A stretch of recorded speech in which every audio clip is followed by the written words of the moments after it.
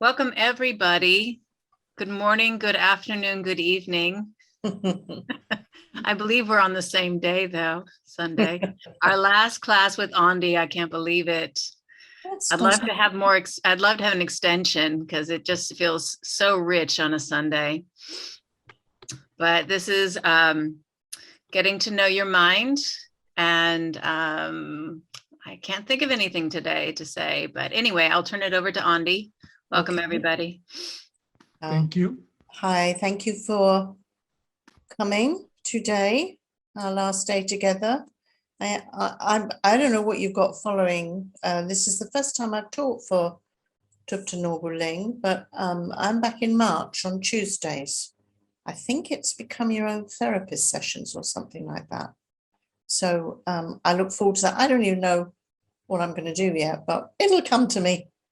Or I'll be told, one of those. So let's continue with our last session. And I do have a presentation.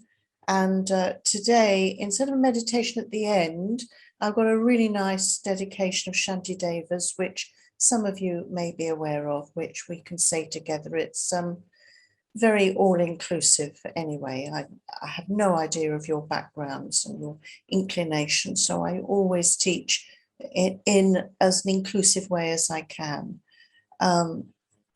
Today's session will focus on some specific, very Buddhist practices, but you'll get the understanding of it and it'll be relevant to everybody because we must understand that, you know, and I think we may have tendencies sometimes to kind of cleave ourselves because we have such self-cherishing minds and we're so used to attachment and grasping. We cleave ourselves to a tradition or a way of doing something as if that is the correct way and we mustn't go from that. We mustn't move from that. And whilst it's very important to stick to tradition and not to kind of make stuff up, we do see once we start practicing this that basically Buddhism is science of the mind. It's incredible psychology, and what we're using when we visualize are all our creative, our imaginative skills. It's all coming from inside of us, and then we're supported by what has gone before, basically. Again, not just made up, you know, we'll just shove this into Tibetan Buddhism, that's quite nice, but what has gone before with practitioners and worked for them.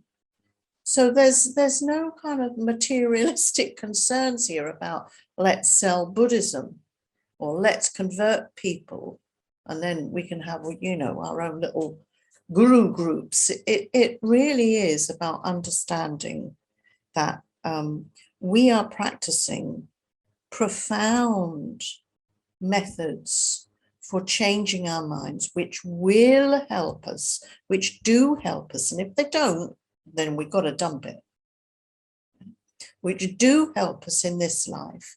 And then we consider the nature of the mind, which is what we're doing now, to see whether that has any influence on future lives. So it's really just getting to grips with that, just understanding the importance and the relevance of it. So whatever kind of words which sound a bit Tibetan or weird or Sanskrit or stuff which seems a bit Oriental, whatever that means, or kind of Eastern, is just because it's come from that rich tradition. And we're making it our own now. Yeah. So everything is impermanent and everything is empty. So everything is changing and shifting as long as we understand this basic psychology, this incredible science of the mind that Buddhism is offering us, and see that all the practices for sure have a purpose.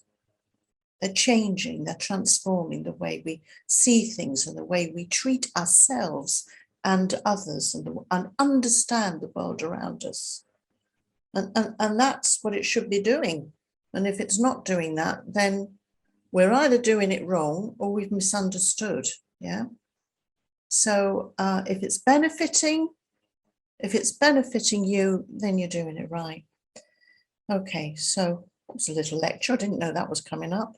So I'm going to get the presentation up, and then we'll just kind of sort of focus on what we're doing, and then we'll do a brief meditation motivation together.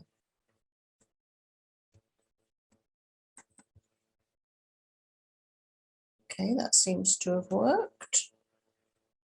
I've just got to...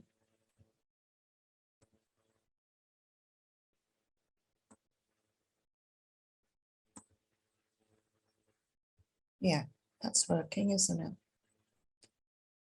Okay.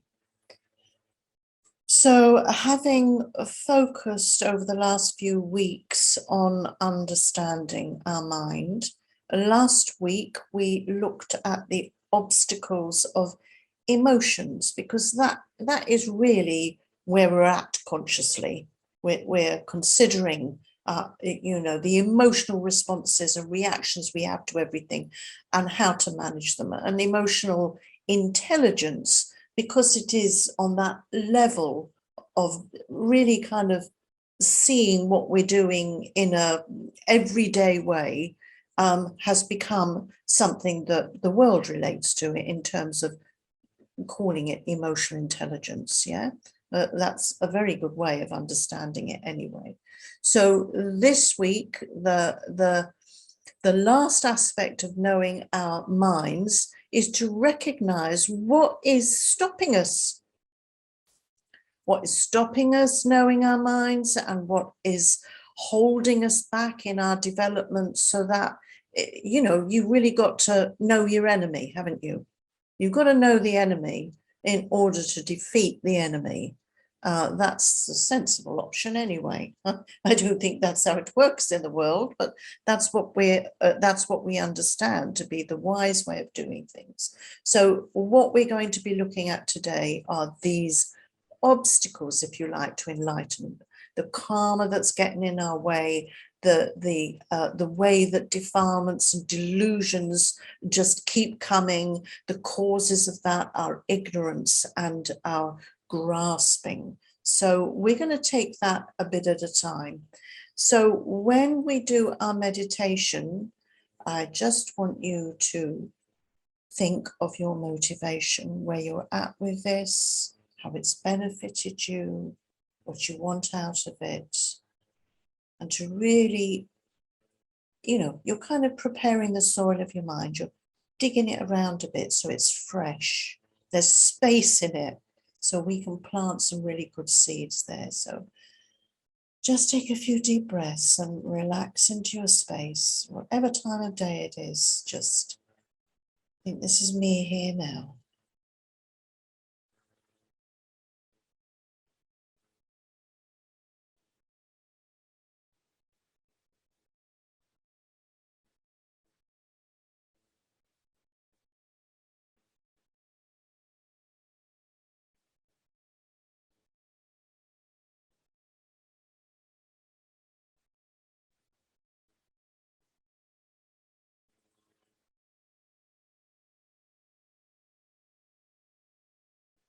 I feel that interdependence of body and mind as you allow thoughts to subside, how the body relaxes itself naturally.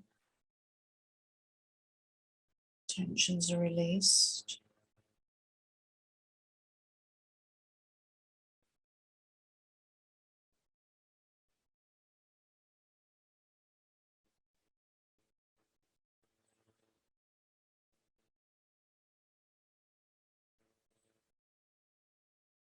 And whatever's been going on for you, then just let a little light in to your mind. Open it up. Feel the spaciousness between the thoughts.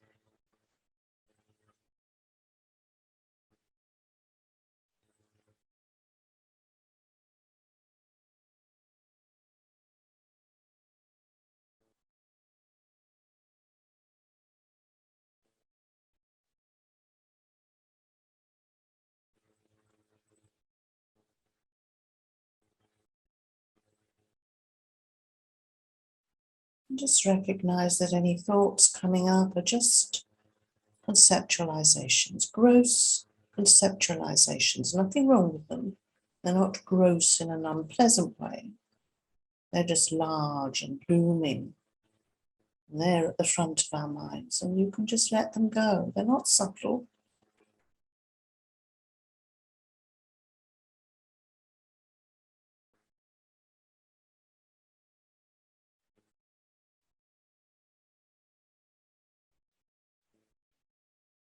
Get in touch with that purity, that innate Buddha nature mind.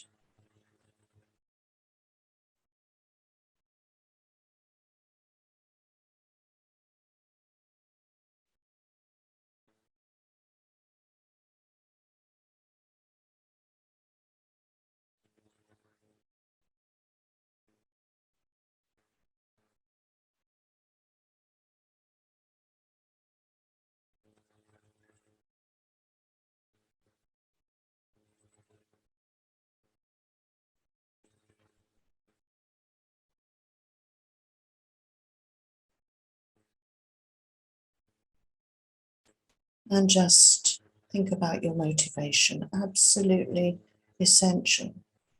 The beginning of all karma is our intention.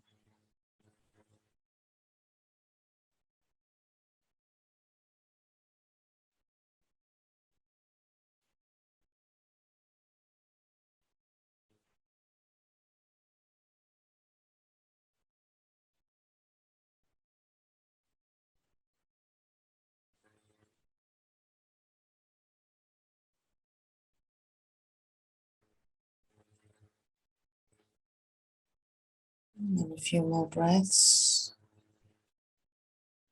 And when you've completed that motivation, gently bring yourself back into the shared space with each other, keeping your mind open and knowing how best to engage, whether you're going to discuss or not, whether you're going to be seen or not, whatever works for you, feel completely comfortable.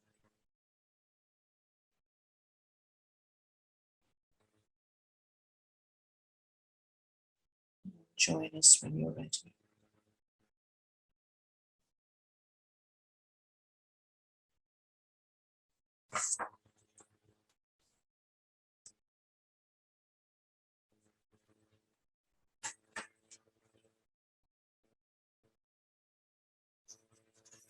Okay. So let's go through these together. We're looking at karma here. I don't know if you can.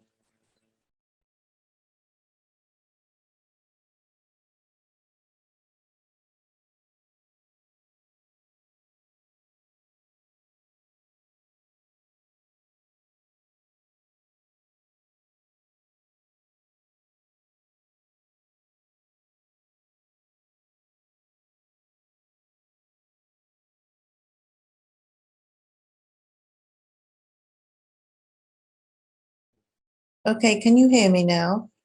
Yeah, okay. I'm just trying to create this. I'm just going to move you around a bit. Okay, so let's look at karma.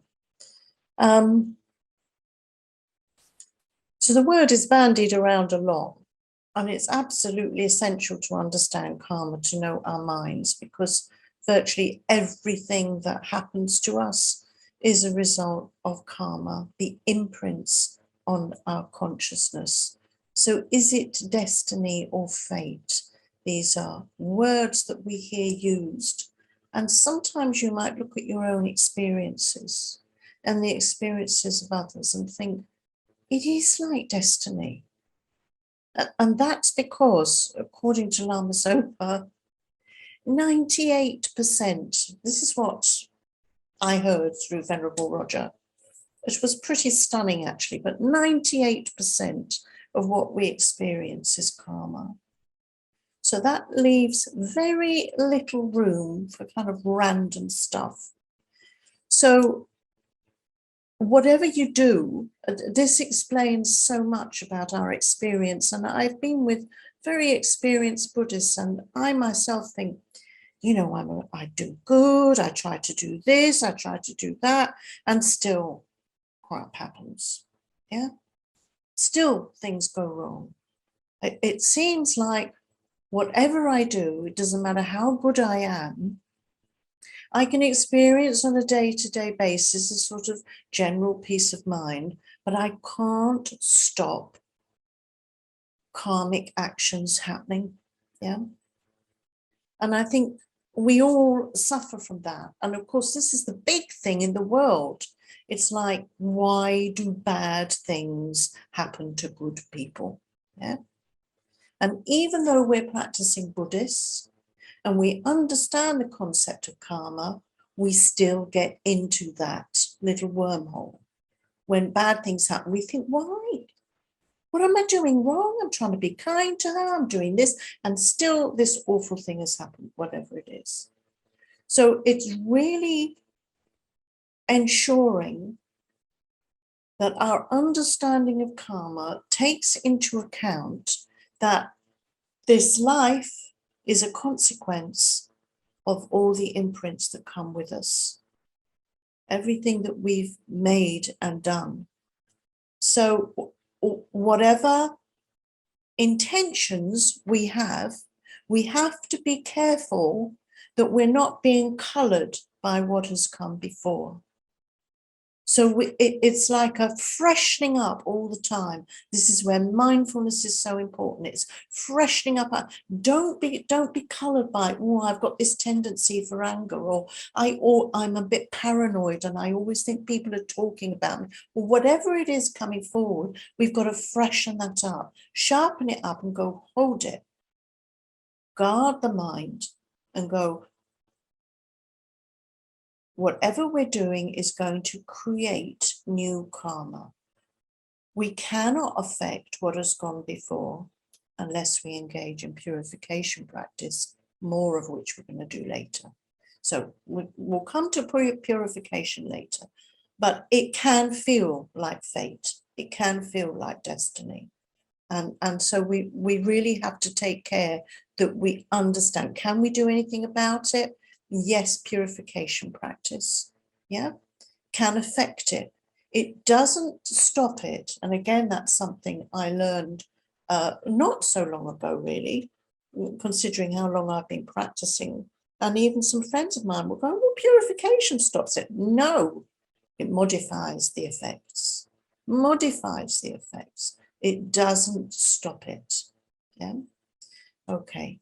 So can we do anything about it? How does belief in karma affect the way we live? Well, it should affect everything. So let's have a look at this other side here. I'm just moving you around.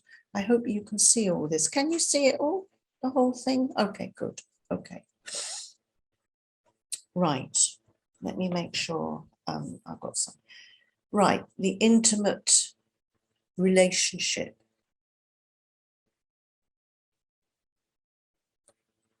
between the mind and karma, this marriage.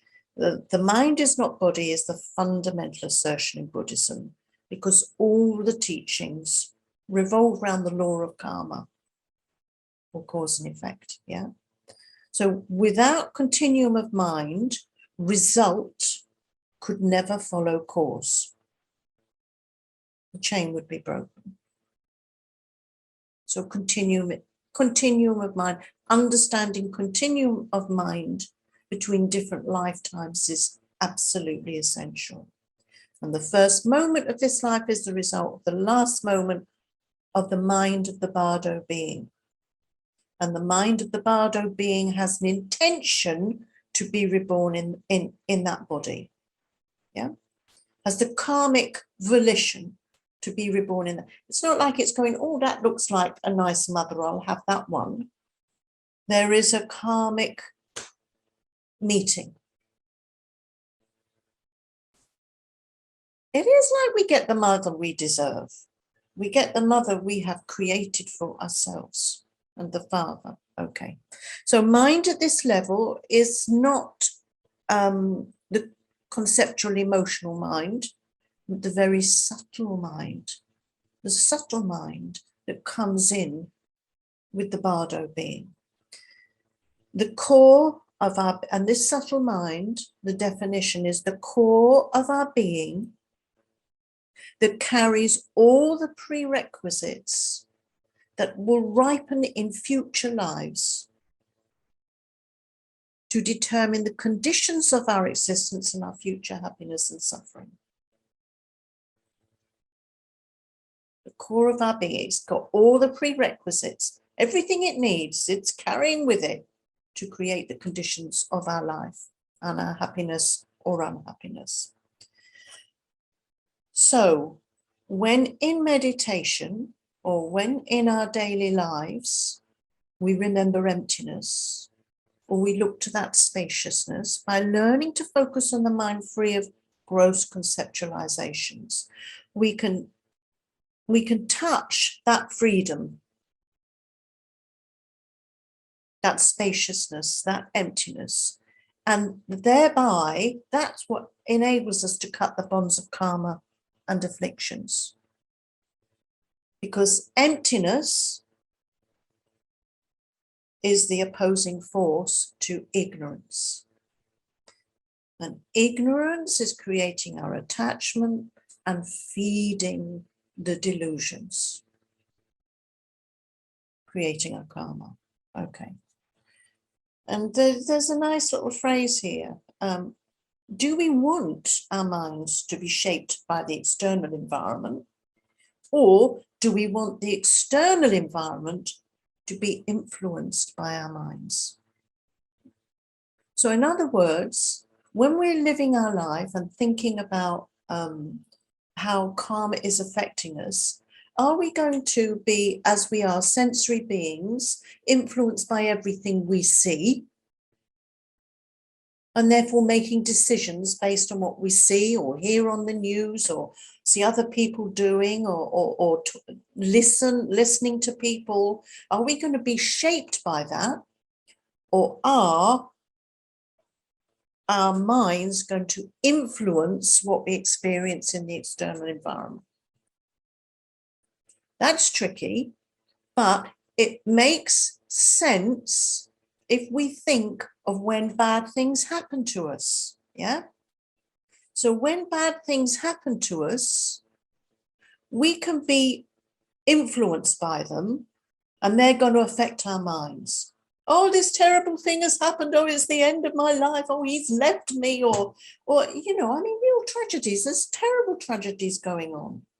And I can't begin to imagine how people deal with them. I mean, mine's just what you know, the lamas call small samsara, yeah? They're just the normal everyday stuff. Touch wood, who knows what's around the corner? I've had a few big samsaras too, but you know, we all have. But generally, we're here in a certain amount of freedom, listening to the Dharma. We have precious human rebirths. So out there's tremendous suffering happening. But whatever that level of suffering, if we relate to it as this is destroying me, that is influencing our minds. And our minds can then be fed, and our delusions grow and our defilements. And I'm going to gently touch on the topic of the Holocaust Memorial at the moment, because that must, or it seems as if it was hell. A hell we can a little bit imagine if we weren't involved ourselves. And that hell affected people differently. They experienced the same hell, but how they managed it, what they ended up coming out of that with, if they were able to, yeah, is different from each other. It's different. I think Viktor Frankl, you know, he wrote that. I can't remember now. Some of you might remember, but Viktor Frankl, if you haven't read him or know about him, if you read his work, it's like the choices even within such hellish experiences that we make. And this is what we're dealing with. How does belief in karma affect the way we live? This will affect us. Well, I've got the chat here. Maybe somebody knows the title of the book I'm thinking of. Man's Search for Meaning. That's the one. Man's Search for Meaning. Thank you, Susan. Yeah. Because whatever happens to us, we can go, the wisdom of emptiness, impermanence. This is karma. I can shape this with my mind, or I can become bitter, angry, vengeful, hateful, think it's solid, have no understanding of emptiness, relate to it with my ignorance, attach myself to what I like and what I don't like, and bind myself to karma. So we're loosening karma when we're loosening our suffering. We're loosening the attachment that we have to suffering when we start understanding this. So understanding karma is so valuable. And there may be other ways about, God's will, understanding God's will. Many people in religions, have their way of understanding this, but understanding the continuum of the mind helps us recognize that there's no blame. There's no blame. You can't look at any, oh, that's great, thank you. You can't point your finger. You can only go, oh, look at us all creating karma. Look at the karma that we've created, yeah?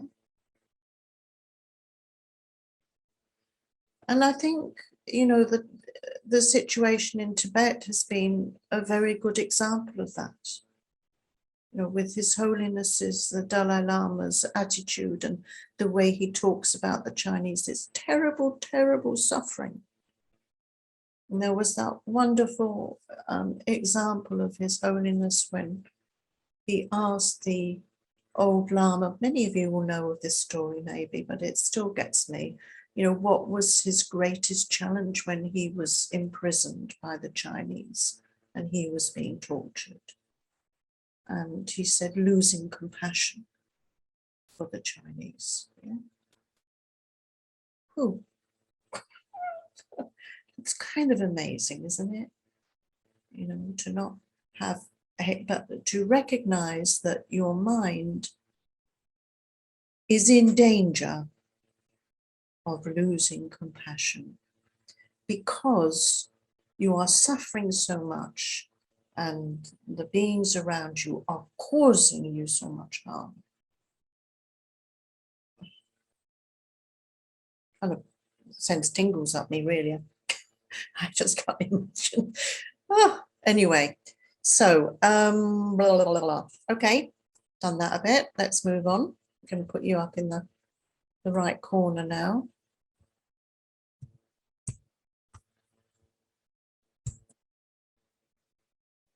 Come on, move. Why isn't it?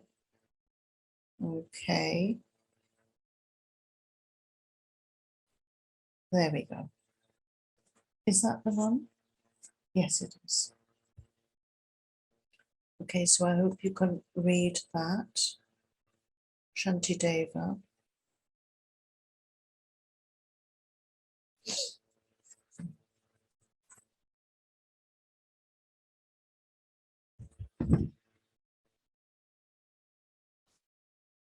Yeah, so that's kind of underlining what I've already said, really. It's that we know as Dharma practitioners how to find happiness and overcome misery. But unless we understand what's going on in our mind and how important it is to put into practice things like impermanence and emptiness, then we're just going to remain lost. So many beings don't have this understanding. So what can they do except wander around in confusion? Many beings don't have this, but we do. So, hey, it would be a bit rude of us really not to practice, wouldn't it? And we come to this guarding the mind well. Without the discipline of guarding the mind, what use are many other disciplines? So, guarding the mind is really utilizing mindfulness. So if we practice mindfulness, then we become more aware. We engage with more spaciousness in our mind, and we're able to go, whoa, hold it. It's literally like having a guard, a police person, you know, whatever you want, on your shoulder and just going, you're in danger. You're in danger. And it's not, again, it's not having the attitude of you're being evil, you're doing wrong. It's really more like a kind parent, you know, that parent who's going, just take care. If you go down that route, you know, there's a dead end, or it's going to lead to something that you don't want. But if you watch your mind, then you're protecting yourself. It's all about self-protection. And this is typical Lama Yeshe, I always think. It's so comforting. It's like, you can almost hear him going, come on, dear, you only have to know how you exist. Once you know how it all happens and where they all come from, then that's all you need to do.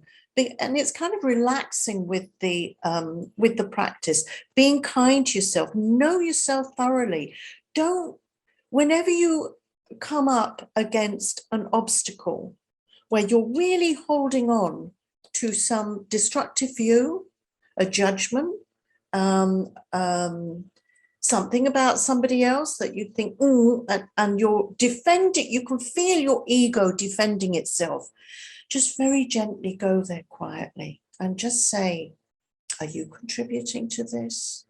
Have you, just ask that question again, as if you were that gentle parent. Or did you do something to cause that? Did you take his sweetie? It is just as simple as that, really. You get a child and they're, well, you did this. Well, did you take? And the child doesn't want to admit it. And the child will even cry. I've had an example of this the other week with my friend. She's got a single parent and she's got this really challenging child. And he, he told her to F off in front of me. Yeah. So she was, not the, the whole word. So then she said, what did you say? And he said, nothing. I just said, you're fat. And then she said, no, I heard you. And then he started crying. Yeah. And the reason he started crying is because he not only had he told her to F off, he was now lying, to defend himself. And I know, this is a gross example, but as adults, we do the same things.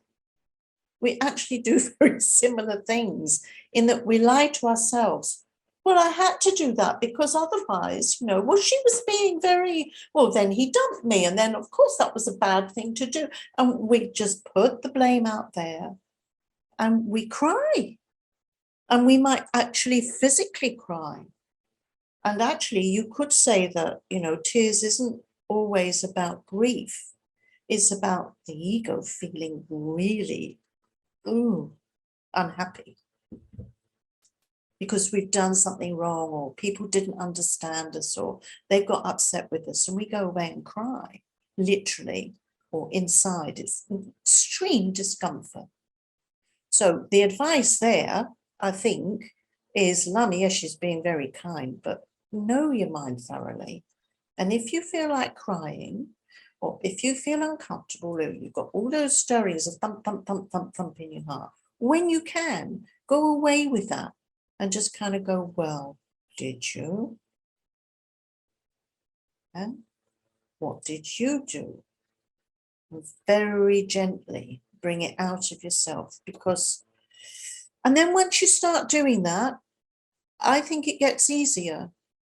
You're more like, the ego softens up a bit, and you're able to engage with that conversation with the ego, your Buddha nature, your purity is able to engage with that ego like the child, and just, come on, it's okay. You can tell me. You're not inherently evil. You're inherently good. And we just got to sort this out. Okay, so I think that's a nice comforting one. What did I put that here for? Hang on, let me find where I am now. Removing obstacles. Oh yeah, okay.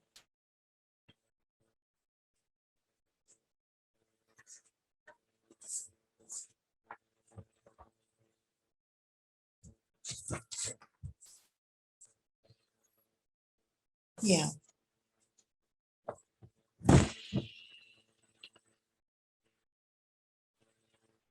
So purification, absolutely essential. If 98% of what happens to us is karma, then we have this incredible teachings within, well, I'm sure it's in all Buddhism, but Tibetan Buddhism has really got it nailed, yeah, that we can purify. So there are plenty of practices that you can engage with that purify your speech through mantra, that purify your mind and purify your actions. Doing prostrations, and we have all these incredible practices. And what you're doing when you're doing that is you're making a commitment. And it's actually quite, it takes time. And you're soaking your mind and you're soaking your body in virtuous actions and thoughts.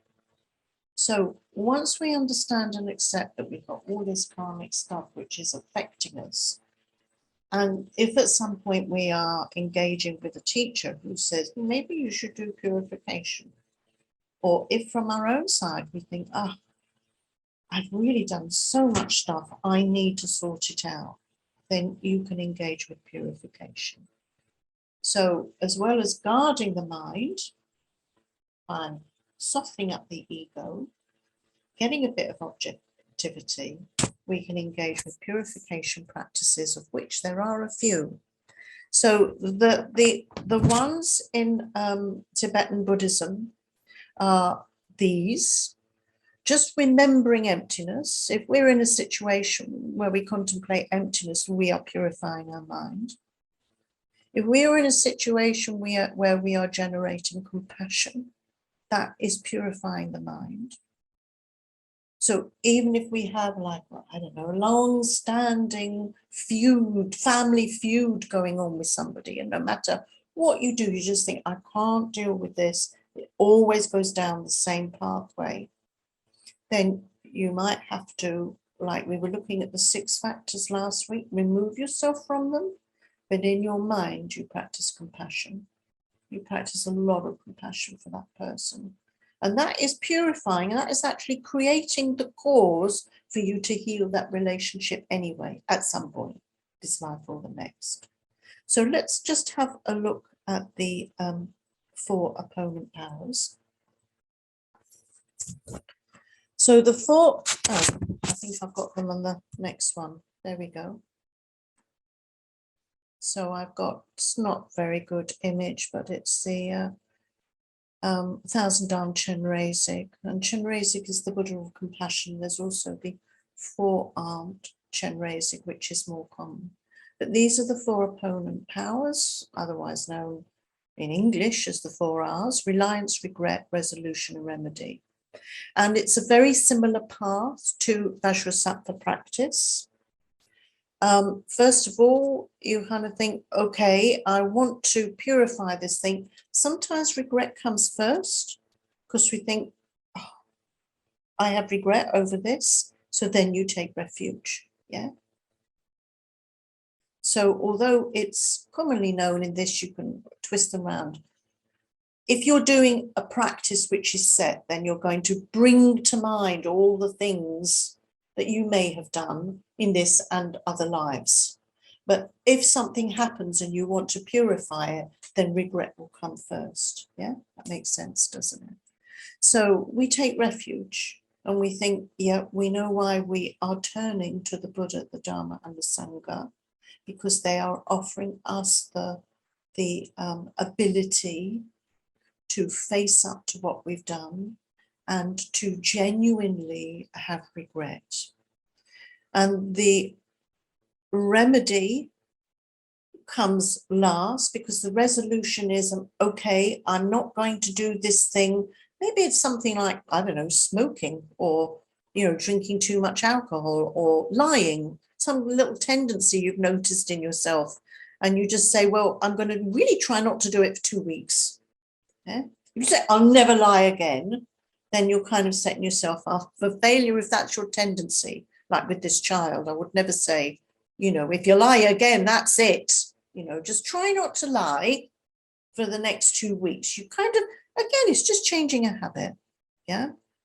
And then, so you resolve, you make that resolution. And then the remedy with the 4 opponent powers, you use this idea of light. Light enters you and smoke leaves you, or disgusting things leave you. I'm not going into too much detail here. And you can recite a mantra. But you might also buy that person a bunch of flowers. Or whenever you see them, think, I'm going to make an effort to be nice or whatever. So that's what you're doing. Just let's see the psychological process here. You're thinking, oh, I've hurt somebody, because it's about suffering. I've hurt somebody. Just let me,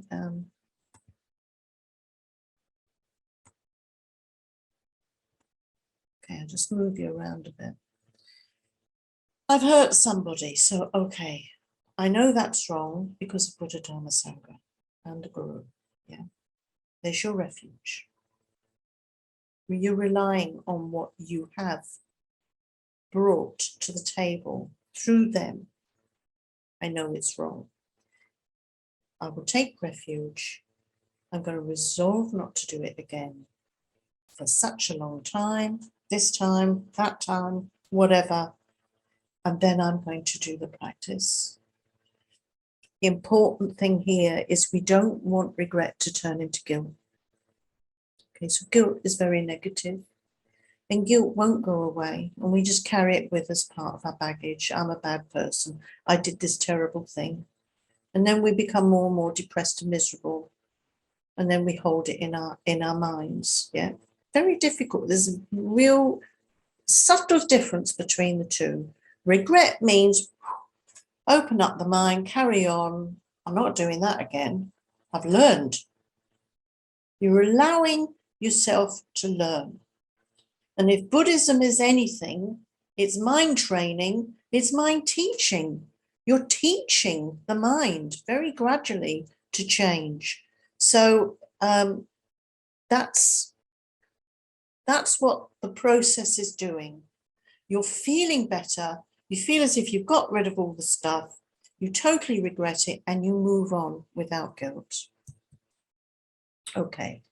Now, the next step with this, you include these 4 opponent powers, but you do it in what is known as Vajrasattva practice.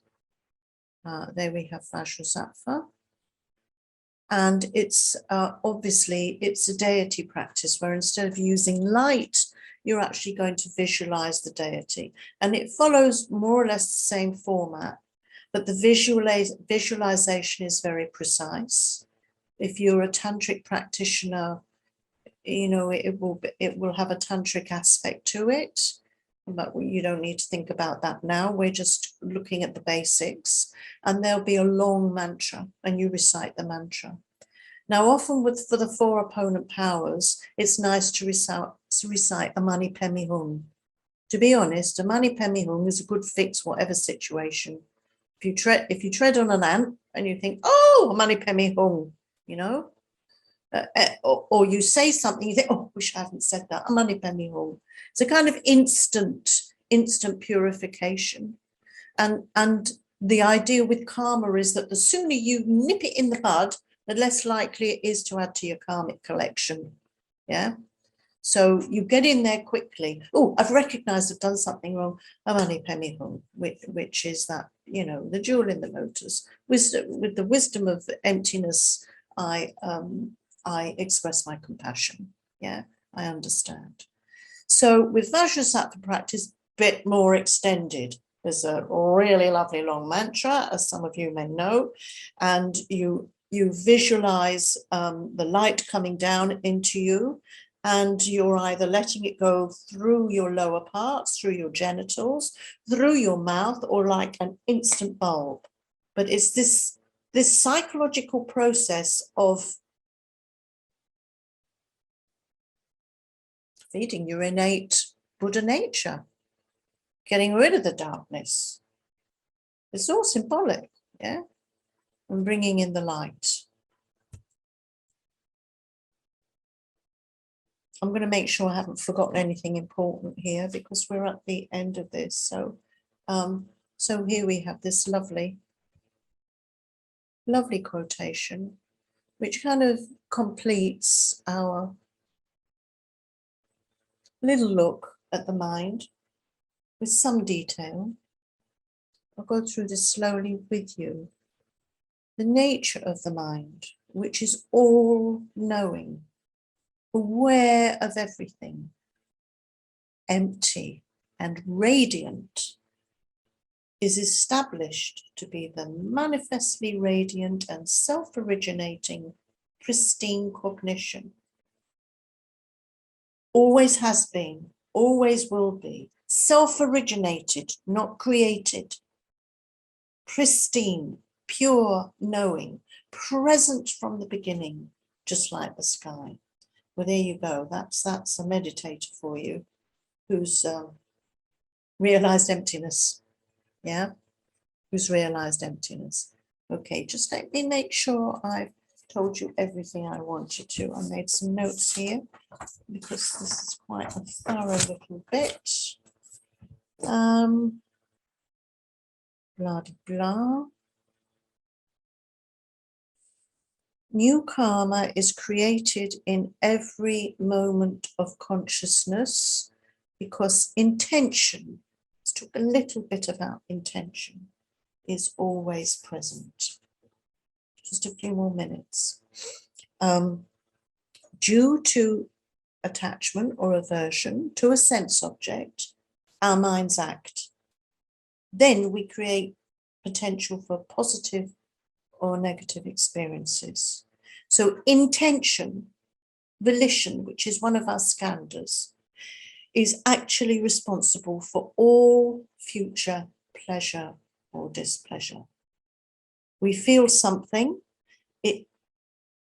which is the cause, pleasure or displeasure. It leads to an intention, which is a resultant action. So intention is the decision to do something due to our attachment or aversion. So the karmic imprint of anger due to our habit and tendency dictate our intention, for instance, to insult somebody due to attachment or aversion. If there was no karmic imprint of anger, then the intention wouldn't follow. Okay, that's that bit. Let me just check if there is anything else. There's something here I wanted to.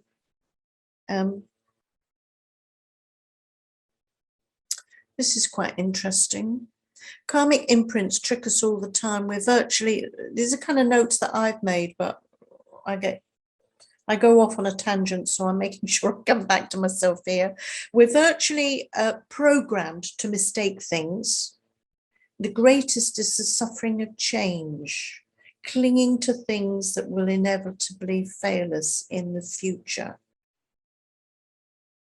like a relationship. From the Buddhist point of view, to look for causes of our problem within a relatively short time scale is unrealistic. All our problems do not stem from childhood, but an internal agent developed over many lifetimes, the habitual tendencies of our mind. That kind of backs up a little bit what we said about, you know, why do bad things happen to good people? So negative states of mind are symptoms of a deeper malaise. So addresses the root cause of mistaken view of the self when non-existent. I think we've had enough. I think there's quite a lot of stuff there. Yeah. We've done a lot on karma because the obstacles to enlightenment really are karmic imprints, and we're trying to deal with them, and how we deal with them is applying emptiness, purification, and acceptance. So really understanding what's happening to us has come from our continuum. Okay. I think we've got a pretty good handle on the mind now. So it would be nice to have some discussion. We've got a chat going on here. What's this? Oh, okay. Nothing to do with me. So it would be nice. Let's just get you all here now and maybe stop sharing. Stop sharing. There we all are. There you all are. It's a lot to discuss. If you don't want to discuss, then what's the time? I have gone on a bit, but that's okay. We'll have 15 minutes discussion, I think, and I'll try and put you in groups myself.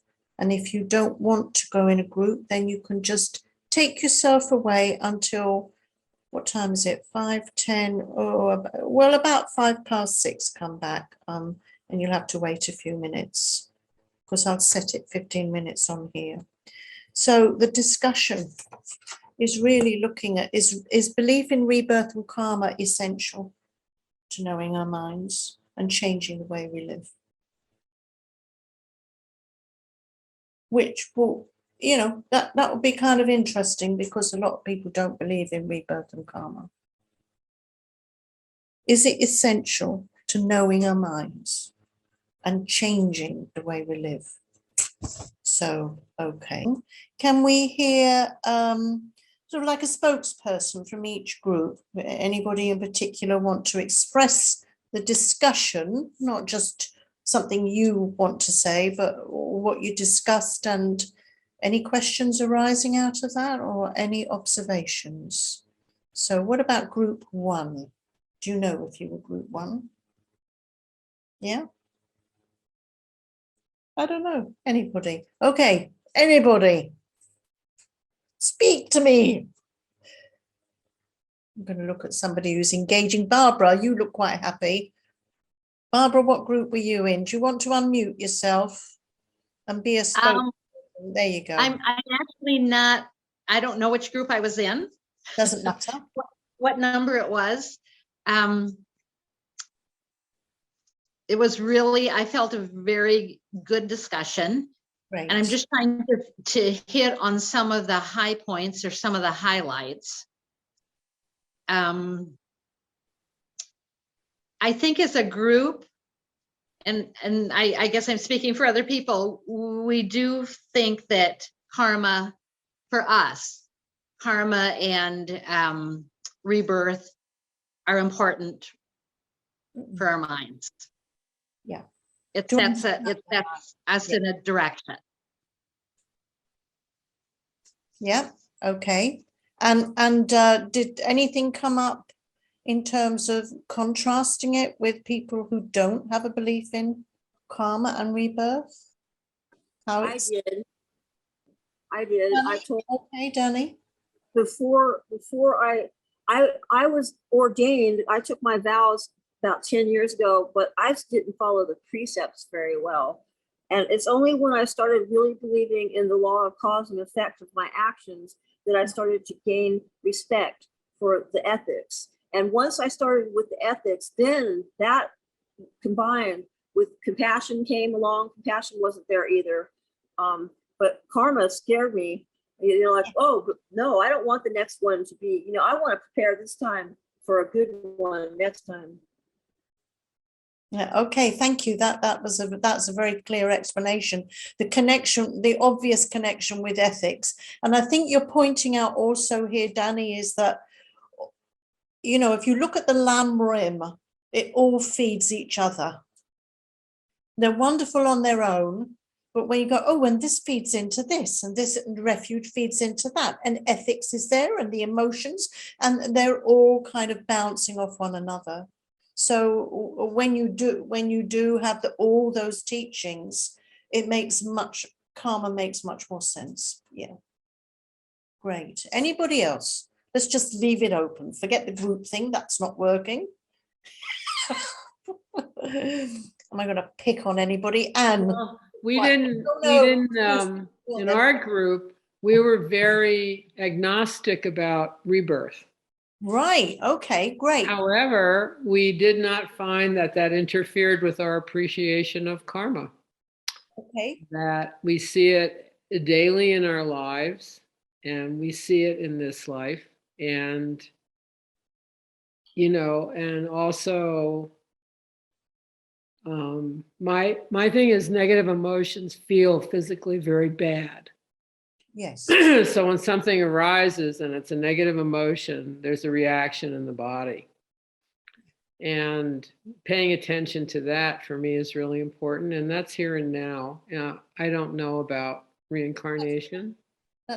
No, that's fine. And But I that's, do know about karma here. yeah, karma here and now, we can see what goes around comes around.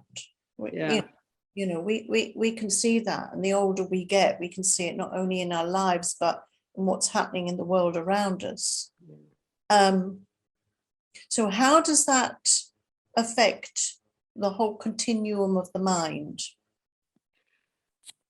The teaching and the continuum of the mind. Go ahead, Annie. Oh, okay. So I was in Susan's group as well. There were 4 of us, and I think all of us kind of agreed that we didn't necessarily, or we weren't sure about reincarnation. We're open to trying to understand that it might be a possibility, but we're not sure. Yep. But that we felt that it didn't necessarily, it doesn't hold us back from trying to understand the mind. And that it's almost like an issue of degree of understanding. Maybe because we're not quite convinced of reincarnation, we don't fully understand the mind within the Buddhist framework. Yeah.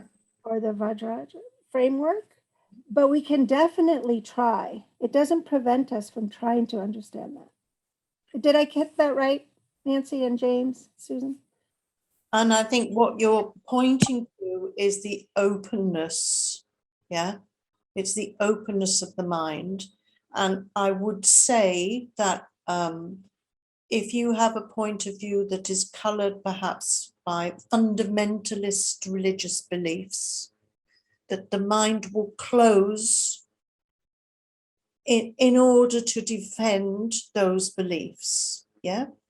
So what you're saying is, while you're open to it, you can see the beauty and the usefulness of the practices, and you just leave it open, which will then naturally bring in anything else that is going to benefit the mind. That's the important point. Yeah. Great, great. No, thank you. Have we got any other points of view that came out of the discussion there that you wish to bring to the table?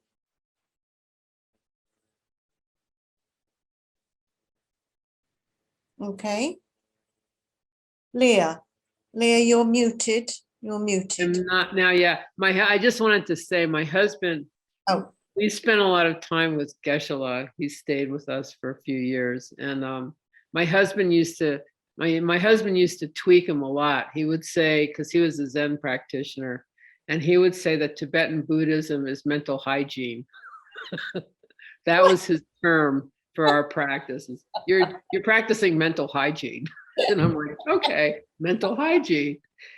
well, I think that's what the world needs now, doesn't it? Is mental hygiene. It's kind of a term as well, you know.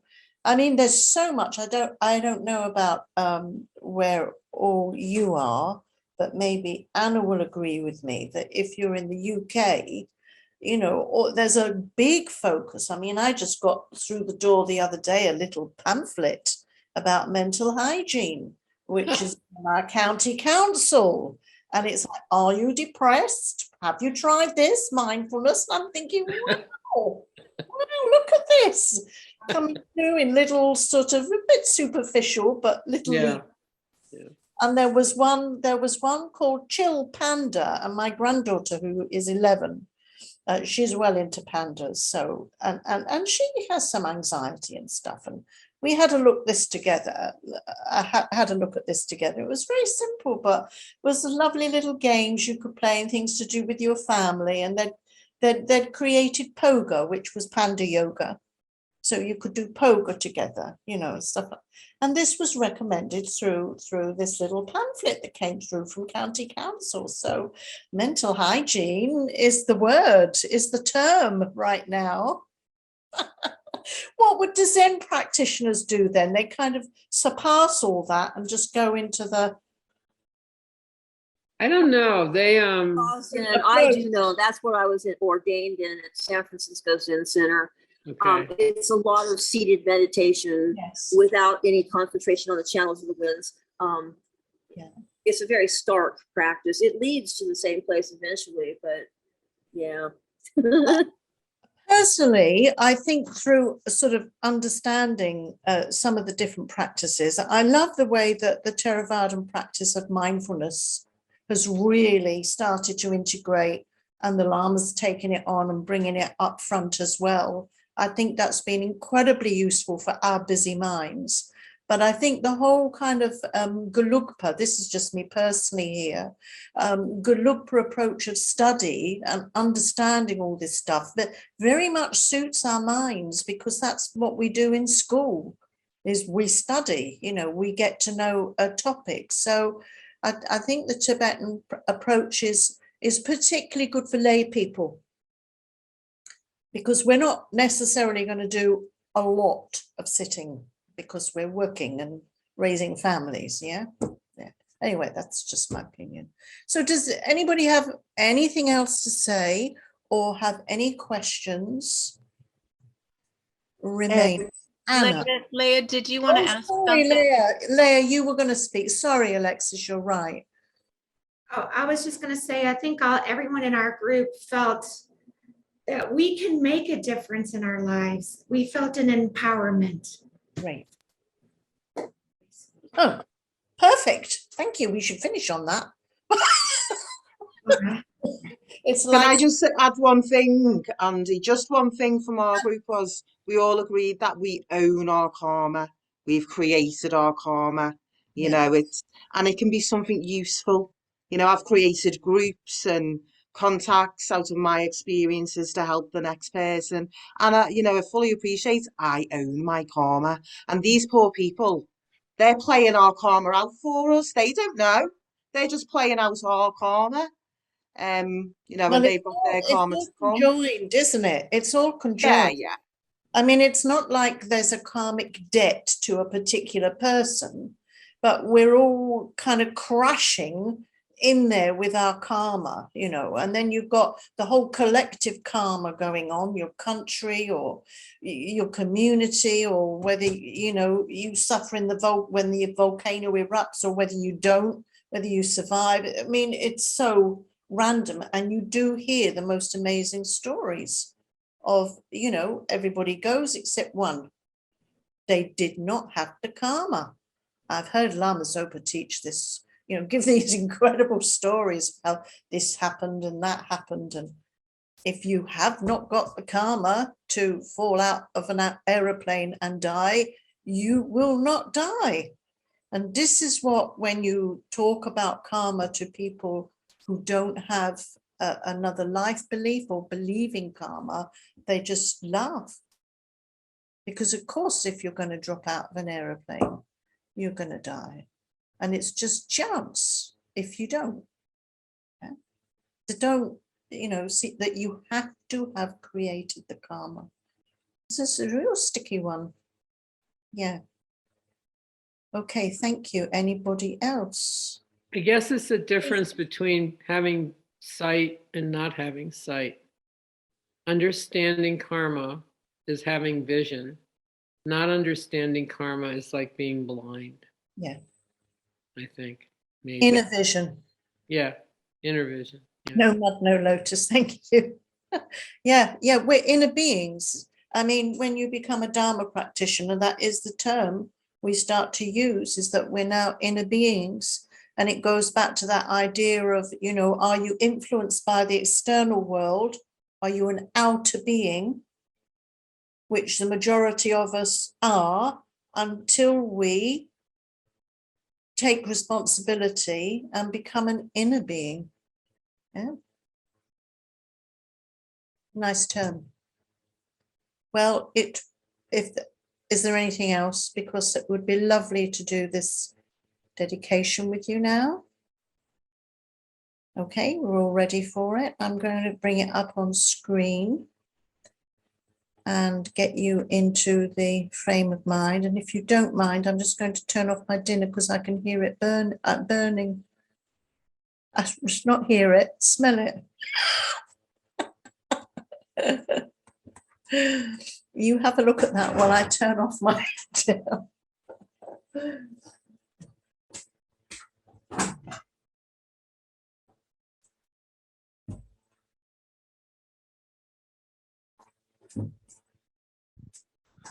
I'm pleased she's taking care of her karma as far as not burning her dinner. It's cheeky of me, isn't it? Oh dear. Okay, so this is this lovely dedication. I hope you can all see it clearly, and many of you will know it. It's just 9 verses from Shantideva's dedication in the Bodhisattva, in the Guide to the Bodhisattva. So thank you so much for all your input, for sharing with me, having open minds, making me feel welcome and comfortable. We really enjoyed these 4 weeks, and I hope we can all take away something that will benefit us when making this prayer, that we can actually increase day by day how we feel about others and what we can do for others. So you need to all mute yourselves, otherwise we'll make a cacophony. And let's say this together. May all beings everywhere plagued by sufferings of body and mind obtain an ocean of happiness and joy by virtue of my merits. May no living creature suffer, commit wrong, or ever feel ill. May no one be afraid or belittled with a mind weighed down by depression. May the blind see forms and the deaf hear sounds. May those whose bodies are worn with toil be restored on finding repose. May the naked find clothing, the hungry find food. May the thirsty find water and delicious drinks. May the poor find wealth. Those weak from sorrow find joy. May the forlorn find hope, constant happiness and prosperity. May there be timely rains and bountiful harvests. May all medicines be effective and wholesome prayers bear fruit. May all who are sick and ill quickly be freed from their ailments. Whatever diseases there are in the world, may they never occur again. May the frightened cease to be afraid, and those bound be freed. May the powerless find power, and may people think of benefiting each other. For as long as space remains, for as long as sentient beings remain, until then may I too remain, to dispel the miseries of the world.